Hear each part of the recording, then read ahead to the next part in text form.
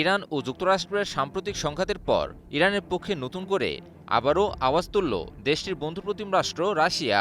মধ্যপ্রাচ্যের সংঘাত কি তবে নতুন করে আরও উত্তেজনা সৃষ্টি করতে চলেছে?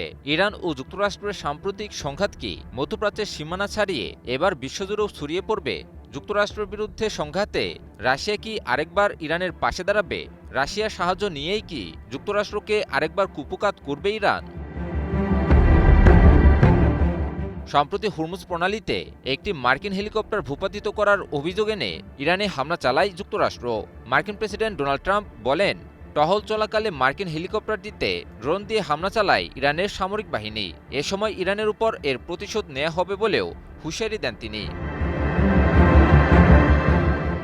মার্কিন প্রেসিডেন্টের হুঁশিয়ারির পরপরই দেশটির সামরিক বাহিনী ইরানের উপকূলীয় এলাকায় হামলা শুরু করে। মার্কিন সামরিক বাহিনীর কেন্দ্রীয় কমান্ড বা সেনকম এক বিবৃতিতে জানায়, মার্কিন হেলিকপ্টারে ইরানের হামলার জবাবে দেশটির বন্দর আব্বাস, কেশম দ্বীপ ও জাস্ক এলাকার বিমান প্রতিরক্ষা ব্যবস্থা ও রাডার স্টেশনগুলোতে বিমান হামলা চালানো হয়।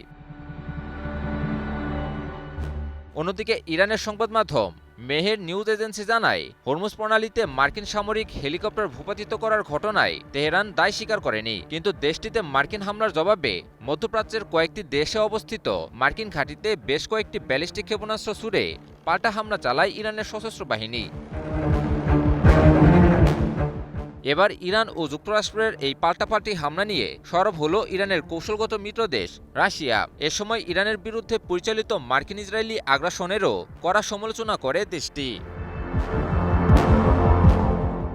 রাশিয়ার পররাষ্ট্র মন্ত্রণালয়ের মুখপাত্র মারিয়া জাখারোভা সাংবাদিকদের বলেন, ইরানের বিরুদ্ধে বিনা উস্কানিতে মার্কিন ইসরায়েলি আগ্রাসনের বিষয়ে রাশিয়া অত্যন্ত উদ্বিগ্ন। এ সময় ইরান যুক্তরাষ্ট্র সংঘাতের নতুন পর্ব নিয়েও উদ্বেগ প্রকাশ করেন তিনি। কাতার ভিত্তিক সংবাদ মাধ্যম আল জাজিরা এক প্রতিবেদনে তুলে ধরে এ খবর।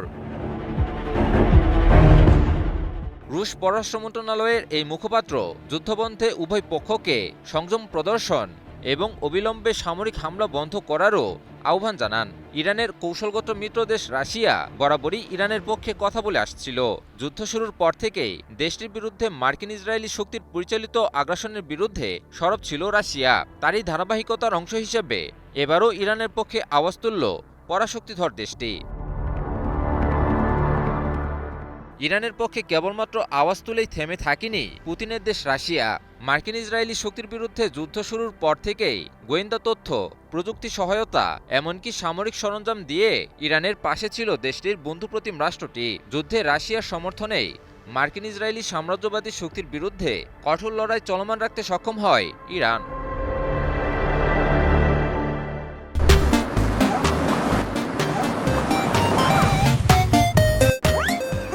বিশ্লেষকরা বলছেন, মধ্যপ্রাচ্য সহ সারা বিশ্বে মার্কিন বিরোধী অবস্থানের কারণে ইরান ও রাশিয়া একতাবদ্ধ।